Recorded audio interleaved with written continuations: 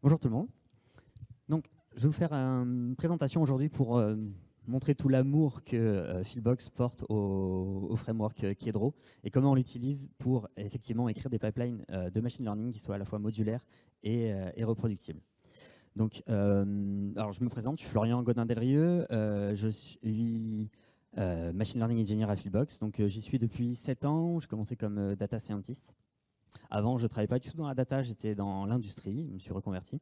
Et donc, data science, et puis après, j'ai évolué, et maintenant, machine learning chez Philbox. Donc, je vais vous présenter d'abord un peu ce que fait Philbox, quels problèmes ça peut amener, quelles problématiques on doit rencontrer, comment Kedro nous aide à résoudre ces problèmes, et comment on peut même aller au-delà de ce que Kedro propose de base, et comment on l'a personnalisé pour répondre complètement aux problèmes que l'on a. Donc, la mission de Philbox, alors on a deux missions principales qui sont ce qu'on appelle build et run pour des solutions data et intelligence artificielle pour les entreprises industrielles. Donc voilà, le cœur de nos clients, c'est des entreprises industrielles. Donc ça fait plus de 10 ans que Philbox existe, qu'on propose des solutions data IA. On a 3 bureaux, donc le siège social est à Bordeaux, à Paris et à Singapour. Donc on a des clients sur 5 continents, donc ce qui amène aussi quelques challenges.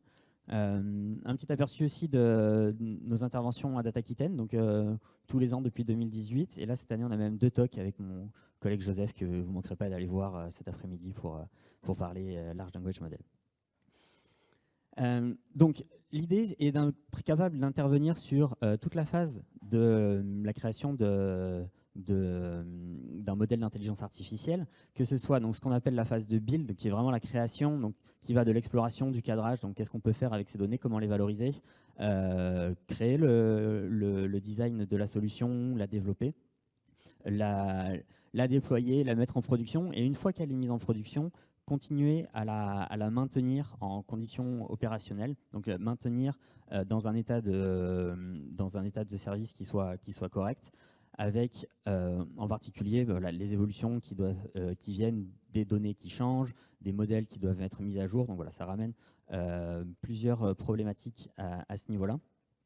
Et on se base dans l'environnement du client. Donc on n'est pas basé sur, on n'est pas spécialisé sur AWS par exemple ou Azure, mais on va vraiment s'adapter à chacun de nos clients. Et donc on a besoin voilà, de cette finesse, de cette modularité pour pouvoir s'adapter à ce dont nos clients ont besoin. Donc quelles problématiques on a pour ces phases à la fois de build, donc de création d'un modèle, de mise en production et de maintien une fois que c'est développé. Donc, quelques chiffres pour présenter encore un petit peu plus en détail Philbox. Donc, on a en parallèle, en général, une dizaine de projets data qui sont en parallèle. Donc, chaque projet va avoir sa spécificité. On n'aura pas les mêmes types de données. Certains projets, ça va être des données tabulaires. D'autres, ça va être des images. On peut faire voilà, du NLP. On peut faire des données temporelles.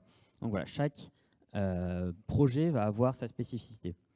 Et on a entre 1 et voire plus de 15 intervenants sur un projet au cours de son cycle de vie. Donc en général, ça commence avec un data scientist, parfois un data scientist tout seul. Donc on a besoin que ce data scientist soit capable de produire du code qui soit après possible de mettre en production sans forcément avoir tout à refaire, tout à réécrire et tout à recréer.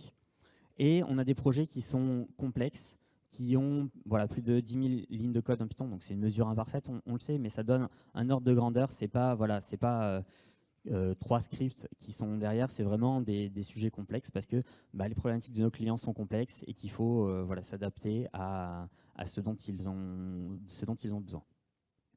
Donc les problématiques, il va y avoir plusieurs problématiques liées à ces pipelines à plusieurs niveaux. Donc dès l'analyse exploratoire, par exemple, on va se poser la question comment on fait pour accéder aux données. Donc par exemple, dans un premier temps, on peut avoir des données qui nous sont passées sous forme d'un CSV, on va pouvoir commencer une analyse, mais après, une fois qu'on va pouvoir le mettre en production, on va sûrement changer. On va se baser sur une base de données, sur une API. Donc il faut que le code que l'on produit soit capable de s'adapter à ces changements-là. Donc quand on fait le développement de la partie data IA, en elle-même, voilà, on va vouloir exploiter au maximum ce qui a déjà été produit dans la phase d'exploration, toujours dans l'idée de gagner du temps, de ne pas avoir à tout recréer, repartir à zéro à chaque fois. Donc, le déploiement lui-même nous demande d'anticiper un changement, souvent d'environnement, entre ce qui se passe dans notre environnement de développement, qui souvent est pratique pour développer, pour itérer, mais qui n'est pas forcément exactement ce qu'on va avoir quand on va déployer en production. Donc, il faut être capable de s'adapter et de passer de l'un à l'autre. Voilà, quel accès aux données, quelle sécurité, comment scheduler les pipelines, etc. Et enfin, ce qu'on appelle la partie run, donc maintien en condition opérationnelle. Donc, comment intervenir en cas d'incident?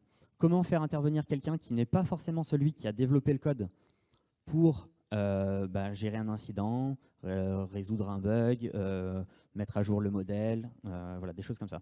Donc, il faut qu'on soit capable aussi de faire ce diagnostic assez rapidement et efficacement pour voilà, être efficace et faire en sorte qu'on atteigne les niveaux de service qui sont attendus. Donc voilà, c'est là qu'intervient Kedro, qui est vraiment un framework qui va nous aider à nous structurer, à nous standardiser, à nous cadrer et à nous faire gagner sur les points qu'on a mentionnés. Donc qu'est-ce que Kedro? Donc c'est un framework, c'est un package Python. Vous pouvez faire pip install Kedro pour l'avoir. Donc le but, c'est de faire une sorte de boîte à outils pour que la data science soit production ready.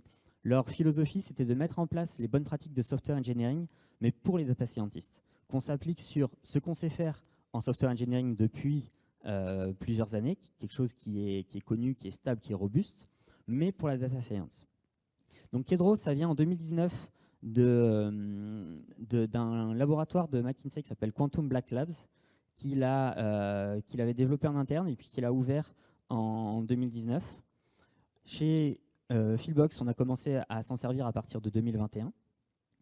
En 2022, Quantum Black Labs et McKinsey ont fait don du projet à la Linux Foundation pour montrer leur engagement vis-à-vis de la communauté open source et qu'il n'y ait pas un frein au niveau des contributeurs, au niveau des développeurs pour l'utiliser parce que ça c'est développé par une entreprise privée. Donc ils restent développeurs principaux, c'est eux qui gèrent la roadmap, mais elle est publique sur GitHub, elle est accessible, tout le monde peut commenter les issues, des choses comme ça. Et aujourd'hui, en 2024, donc on a plus d'une vingtaine de projets chez Philbox qui utilisent Kedro. Kedro en lui-même a plus de 9000 étoiles sur GitHub et plus de 200 collaborateurs open source, dont certains de Philbox et voire même certains d'anciens de Philbox présents dans cette salle. Alors, quelques concepts de Kedro qui nous semblent particulièrement... Je ne vais pas vous faire... Ce n'est pas un cours de Kedro sur comment utiliser Kedro, mais c'est plus pour vous présenter les concepts qui sont développés, qui sont mis en œuvre et en quoi ils sont utiles et vraiment, on trouve vraiment intéressant. Donc, un de ces concepts, c'est le catalogue de données. Donc, le catalogue de données, ça va nous donner un point d'entrée pour ce qu'on appelle les IO, les inputs et les outputs. Donc, les données où on va aller lire les données et où on va aller sauver les données. Donc, c'est pas forcément que de la lecture, mais c'est aussi de l'écriture. C'est défini dans un fichier YAML, parce que dans tout mon projet de data engineering, il faut du YAML, il y a une règle, dans lequel on va définir de façon déclarative que ici, par exemple, Flight Patterns, c'est un Spark dataset, on lui donne un endroit pour se connecter, des credentials qui vont être définis ailleurs, et tout un tas de paramètres qui vont nous permettre de caractériser ce dataset et qui vont permettre à Kedro, après, d'aller le loader efficacement. Et en fait, ce qui va nous permettre après d'écrire, ce que je vais expliquer plus loin, des nodes et des pipelines, donc des nœuds, des pipelines, des fonctions Python qui vont utiliser ces inputs, mais de façon agnostique. On veut leur donner un data frame en entrée, et ils vont sortir un data frame ou autre chose.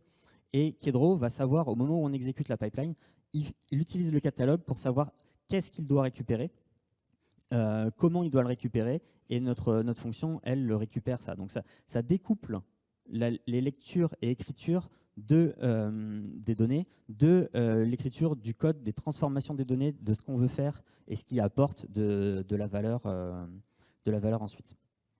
Le deuxième exemple, voilà, c'est un exemple où, par exemple, on sauvegarde un plot. Donc, c'est pour montrer qu'on peut vraiment écrire. Donc, on peut écrire des CSV, des fichiers parquets, faire des calls à des API ou voilà, écrire des fichiers, images. Donc, il y a quelques features avancées. Je ne vais pas rentrer dans le détail, mais juste mentionner qu'elles existent. On peut paramétriser ce catalogue, c'est-à-dire au moment où on va faire le runtime, on va pouvoir injecter des paramètres à l'intérieur, ce qui peut être pratique, par exemple, si on a une requête SQL à faire. On va pouvoir changer les dates de début et de fin. Et on a d'autres catalogues qui sont pas juste des simples lecteurs de fichiers, mais qui sont un peu plus intelligents que ça, qui nous permettent un versionning des datasets. Donc par exemple, à chaque fois qu'on sauvegarde, ça va mettre dans un dossier avec la date. Donc on va pouvoir revenir sur chaque exécution pour trouver, par exemple, le meilleur modèle qui a été généré. Et dernière chose qui est très intéressante, c'est ce qu'ils appellent la lecture incrémentale avec un checkpointing. C'est par exemple, imaginez vous avez un dossier plein d'images. Vous allez traiter un certain nombre d'images et vous allez sauvegarder, faire un checkpoint pour vous dire j'ai traité jusqu'à ce dossier-là, ou ce fichier-là. Et la fois d'après, il va lire le checkpoint et il va être capable d'ignorer tous ceux qui ont déjà été traités et de prendre seulement les nouveaux fichiers. Donc, ce qui permet de gagner du temps, d'économie d'énergie et de ne pas faire des calculs redondants qui ne seraient pas nécessaires. Autre point et concept central chez Kedro, donc c'est les pipelines et les nœuds. Alors voilà, nœuds, je vais les appeler assez rapidement les nodes, le terme anglais. Donc une node, c'est une fonction Python qui prend au moins une entrée et qui va générer une sortie ou pas. Et donc la pipeline, ça va être une collection de ces nodes, et c'est là aussi où on va définir exactement pour Kedro l'input de cette node, c'est telle entrée de catalogue ou c'est tel nom. Et son output, c'est tel nom, telle autre node va prendre une entrée. Et donc l'entrée d'une pipeline d'une node peut être la sortie d'une autre node. Et donc ça va nous permettre de définir ce qu'on appelle un DAG, une Directed Acyclic Graph, qu'on connaît bien par exemple pour les pipelines Airflow, Argo, choses comme ça. Donc on va définir ces nœuds, quels inputs ils prennent, quels outputs ils prennent. Et c'est Kedro qui va être capable de nous dire, OK, cette node doit être exécutée en première parce qu'elle n'a pas besoin d'un input qui est généré. Celle-là doit être exécutée après la première. Celle-là peut être exécutée en parallèle de celle-là parce qu'elles n'ont pas d'inputs qui sont interdépendants. Et voilà, donc nous, ce qu'on définit, c'est juste des fonctions Python, un objet pipeline qui va lui faire le mapping entre, voilà, je veux que cette pipeline exécute cette fonction, cette fonction, cette fonction. Cette fonction prend tel input et fait tel output. Celle-là, tel input, tel output. Et après, Kedro se charge de faire la résolution du DAG et savoir dans quel ordre on peut exécuter les choses. Donc ça, c'est un outil qui est proposé aussi dans l'écosystème Kedro qui s'appelle KedroViz, qui n'est pas directement dans Kedro, mais qui est installable, et qui nous permet de faire une visualisation justement de ces pipelines. Avec les inputs, les outputs, on peut éventuellement même regarder le code. Donc ça, c'est un outil qui est très intéressant pour discuter avec des personnes qui ne sont pas forcément très techniques, mais qui peuvent visuellement voir et comprendre ce qui se passe dans la pipeline, parce que si on a donné des noms intelligibles à nos fonctions, ça permet vraiment de voir le suivi de où passe la donnée, quel trajet est fait, quelle transformation on va lui faire, et voilà, qu'est-ce qui est sauvegardé, à quel moment. Donc c'est un outil qui peut paraître anecdotique, qui n'est pas complètement nécessaire, parce qu'on peut aller lire directement le code, mais qui est quand même très pratique pour visualiser, comprendre et communiquer avec nos interlocuteurs qui ne sont pas forcément des interlocuteurs très techniques, mais qui peuvent être des chefs de projet, des product owners, et voilà, qui veulent quand même comprendre ce qui se passe. Donc la modularité de ces pipelines, de ces nodes, vient que de plusieurs... en fait, c'est que comme les nodes sont... ne dépendent pas de Kedro en elle-même, c'est juste des fonctions Python. On peut les utiliser dans un autre contexte que juste l'exécution via Kedro. On peut les tester assez facilement et indépendamment et unitairement. On peut tester voilà, nos transformations unitairement et savoir ce qui se passe. Donc ça nous permet d'avoir une approche qui est plus robuste qu'un développement qui serait laissés sans aucune contrainte. Donc ça me donne un cadre. Donc les pipelines en eux-mêmes sont aussi des objets qui sont portables et qu'on peut utiliser ce qui s'appelle un micro-package, donc qui va nous permettre de faire, à partir d'une pipeline, ça va faire un package PyPI qu'on pourra pip installer après, qu'on pourra ou alors pooler, et donc qui va nous faire en sorte d'écrire la pipeline dans le projet qu'on est en train de développer. Donc ça nous permet de réutiliser une pipeline entièrement d'un projet à un autre. Donc le catalogue ne vient pas avec, donc on doit définir les inputs et les outputs, et donc ce qui va nous permettre de changer d'un projet à un autre. Voilà, les inputs ne sont pas exactement les mêmes, on ne va pas se connecter sur la même base de données, on ne va pas se connecter, c'est pas une base de données, c'est au contraire des fichiers parquets qui sont sur un bucket quelque part. Mais Kedro, voilà, pour lui, la pipeline restera la même. C'est nous qui allons définir des inputs et des outputs différents. Et ce mapping se fait, et au moment où on exécute, il va aller loader ce dont on a besoin, sauvegarder là où on en a besoin. Donc, on peut aussi chaîner les pipelines. Donc, on peut faire des pipelines qui vont avoir faire une opération et enchaîner avec une autre pipeline. Donc, on va pouvoir utiliser les inputs et les outputs d'une pipeline et les mapper les uns avec les autres. Donc, ça nous permet d'avoir cette modularité, cette capacité de développer quelque chose de réutilisable et qui va pouvoir servir dans d'autres projets. Donc, l'idée de Kedro aussi, c'est que ce n'est pas une solution d'orchestration, ce n'est pas un remplacement pour Airflow, c'est vraiment agnostique. Ce qu'on utilise la plupart du temps, c'est un packaging via une image Docker et qu'on exécute après dans Airflow ou Argo ou ce que vous voulez. Mais voilà, Kedro est agnostique à votre solution d'orchestration, donc il va pouvoir s'adapter. Et il y a même des packages qui ont été faits pour faciliter cette transition si vous ne voulez pas passer par une containerisation directe. Donc, je vais vous présenter maintenant ce qu'on a utilisé pour personnaliser Kedro, pour vraiment l'adapter à notre mesure. Donc, le partie principale, c'est la partie connecteur qui nous permet d'aller nous brancher sur les données de nos clients et pour aller les lire et les écrire. Donc, un exemple, c'est le PyDataset. Donc, Py, c'est une sorte de data lake qui est très utilisé dans l'industrie, qui va nous permettre de dire que il y a une solution, ce qu'ils appellent un concept d'asset framework, c'est-à-dire que telle machine a comme sous-ensemble telle partie, qui a comme sous-ensemble telle partie, qui a tel capteur qui, lui, a telle donnée temporelle. Donc, on a beaucoup de clients qui utilisent ça et donc il fallait s'y connecter. Donc on a développé notre propre dataset qui maintenant est utilisé dans vraiment beaucoup de projets chez Fieldbox. Ou alors un PDF dataset donc, qui va nous permettre pour des projets NLP d'aller lire les données à l'intérieur d'un PDF avec à la fois leur position dans l'image et les ressortir pour qu'on puisse après travailler et faire ce qu'on a à faire. Donc on a aussi un starter donc, qui est un template de cookie cutter, donc qui va nous donner vraiment une structure. Donc Kedro vient avec une structure. Nous, on l'a un peu personnalisé, pas tant dans la structure, dans l'organisation des dossiers, mais surtout sur ce qu'on va proposer en plus, par exemple un CI/CD, des pre-commits hook, une Dockerfile, des scans de sécurité, etc. Donc là, n'importe quel employé chez Fieldbox utilise ce starter au moment de commencer un projet et on commence vraiment tous avec les mêmes bonnes pratiques. Et on a aussi rajouté du monitoring.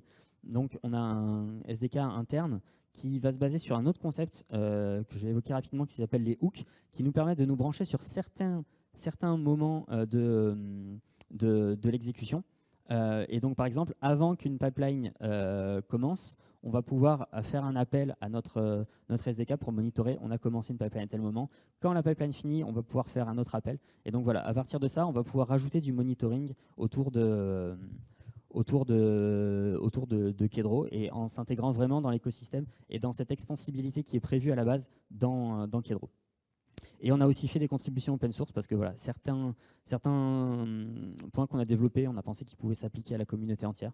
Par exemple, on a un API dataset qui était read-only. Nous, on s'est dit, on a souvent besoin d'aller sauver des données, par exemple, dans une app Django en faisant une requête post. Donc, on a développé cette fonctionnalité. On leur a proposé, ça a été accepté, donc c'est mergé dedans. On avait besoin d'utiliser SQL Query Dataset avec MS SQL. Ça ne marchait pas de base. on l'a fixé, on leur a proposé le fixe, il a été accepté. Il y avait un bug quand on utilisait depuis un dépôt PyPI qui ne soit pas le PyPI classique, mais qui soit un PyPI interne.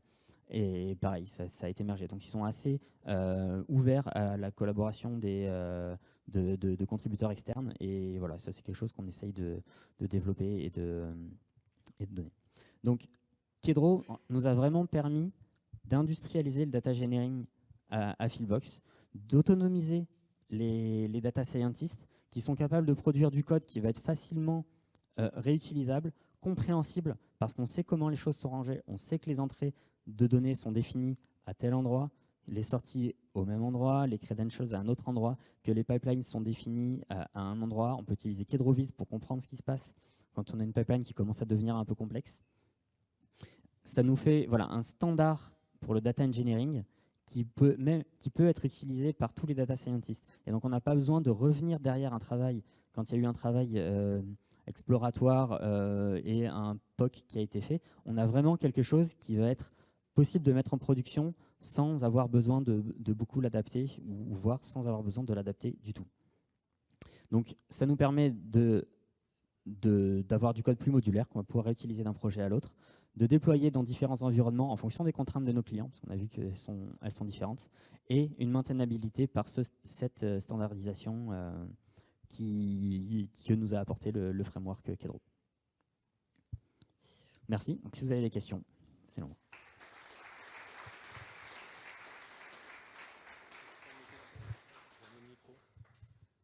Pour ceux qui ont des questions, je vais vous passer le micro. Ça va être un peu de logistique. Bonjour, merci pour la présentation. Juste une petite question. Lorsque du coup vous packagez votre pipeline Kedro et que ensuite par exemple vous voulez la déployer sur Airflow, est-ce que c'est l'ensemble de la pipeline qui est vu comme une task ou est-ce que c'est chacun des nœuds de la pipeline?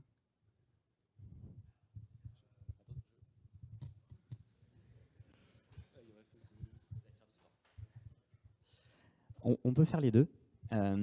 Si il y a un package qui s'appelle Kedro Airflow qui va faire justement cette traduction du DAG, en gros du DAG Airflow, enfin du DAG Kedro en un DAG Airflow. Ça a un inconvénient, c'est qu'on est obligé vraiment de définir tous les inputs et les outputs pour qu'ils soient indépendants et qu'ils soient sauvés et qu'on puisse les réutiliser d'une étape à l'autre.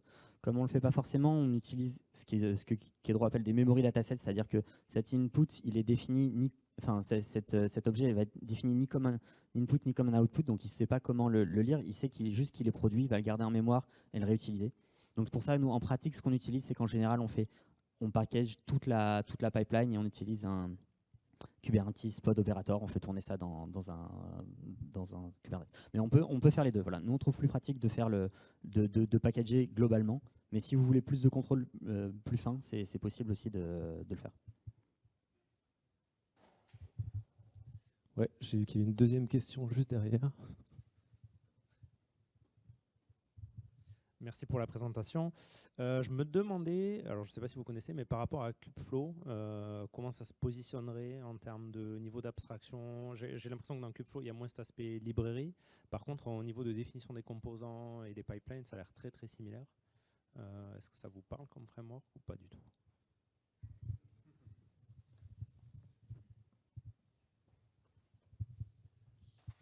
Alors, non, désolé, je connais pas Kubeflow et donc j'ai peur de dire des bêtises. Donc non, désolé, je sais pas. Ouais, d'autres questions?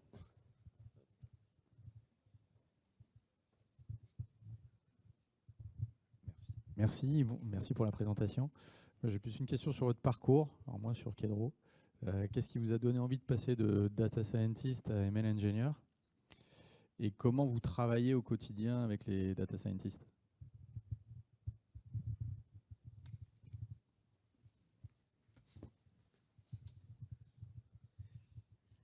Alors, en fait, je me suis aperçu que j'aimais bien coder.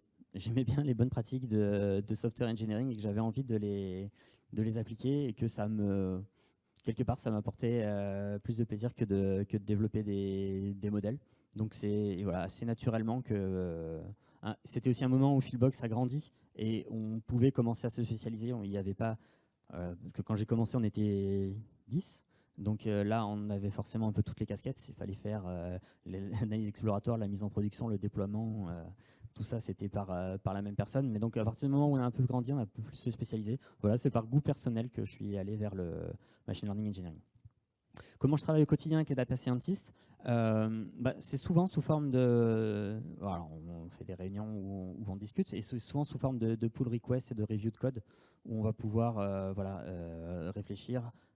Et c'est aussi un des avantages de Kedro, c'est que dès le moment où on va écrire du code pour Kedro, on peut déjà réfléchir à est-ce qu'on peut l'optimiser, est-ce qu'il peut être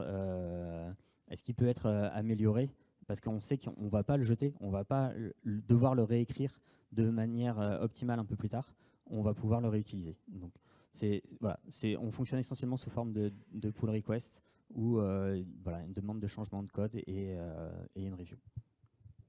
Plus, on fait aussi des formations, des présentations pour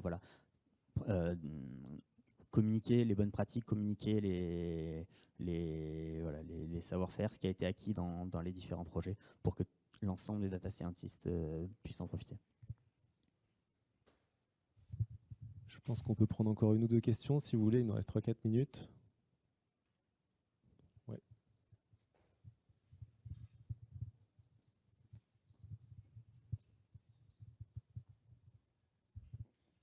Bonjour, merci pour la présentation. J'aimerais savoir un peu, par rapport à la multitude de clients que vous avez, quel est le niveau de complexité en fait, que vous avez pu avoir par rapport à le manque de normalisation, j'imagine, entre les données des différents clients. J'ai vu aussi une petite question annexe. Est-ce que vous travaillez aussi avec est-ce que j'ai vu beaucoup de données, donc SQL, j'imagine, relationnel. Vous avez des clients qui ont des données orientées documents, des trucs un peu plus NoSQL, et est-ce que, et à quel niveau un même node, en fait, il peut s'appliquer à plusieurs problématiques des clients? Ça vous arrive de réutiliser le node tel qu'il est pour deux problématiques différentes?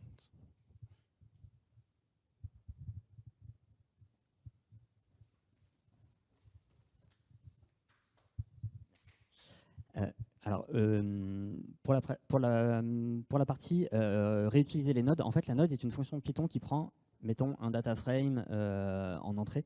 Donc, c'est vraiment la façon dont ces données arrivent à cette fonction est vraiment ailleurs. Donc, on peut définir la node vraiment comme quelque chose qui, par exemple, prend un data frame, le transforme et donne un data frame. Si ce data frame vient d'une requête SQL, de fichiers parquets, de fichiers CSV, d'un appel à d'une API, qui nous donne du JSON qu'on transforme, tout ça va être le même. Donc on a par exemple, on utilise beaucoup un MinIO, donc un bucket dans lequel on va écrire des fichiers parquets qu'on va partitionner par date. Et ben, cette fonction qui va faire cette partition est une node qui se retrouve dans plusieurs projets qu'on a même packagé dans un package Python, et qui va vraiment être indépendante de où cette donnée vient et où elle va. Sur la complexité, on a effectivement des bases de données relationnelles. On a assez peu, à ma connaissance, de NoSQL. Même si on peut dire que la lecture des fichiers PDF est du NoSQL. On a fait un peu de computer vision aussi avec Kedro, même si on l'a un peu mis de côté parce que on avait des besoins de performance et d'analyse en quasi temps réel, et Kedro, parce que avec toutes ces abstractions, ça rajoute un overhead qui était un peu trop grand à l'époque. Et donc c'était en 2021 qu'on n'a pas forcément réévalué depuis. Et donc il y a vraiment un ensemble de connecteurs qui viennent directement de Kedro ou de la communauté qui vous permet de travailler avec vraiment beaucoup de données différentes.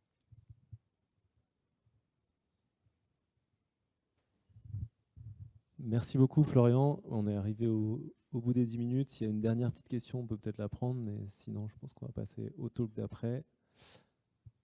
Ok. Eh ben, merci Florian. Et on a 5 petites minutes.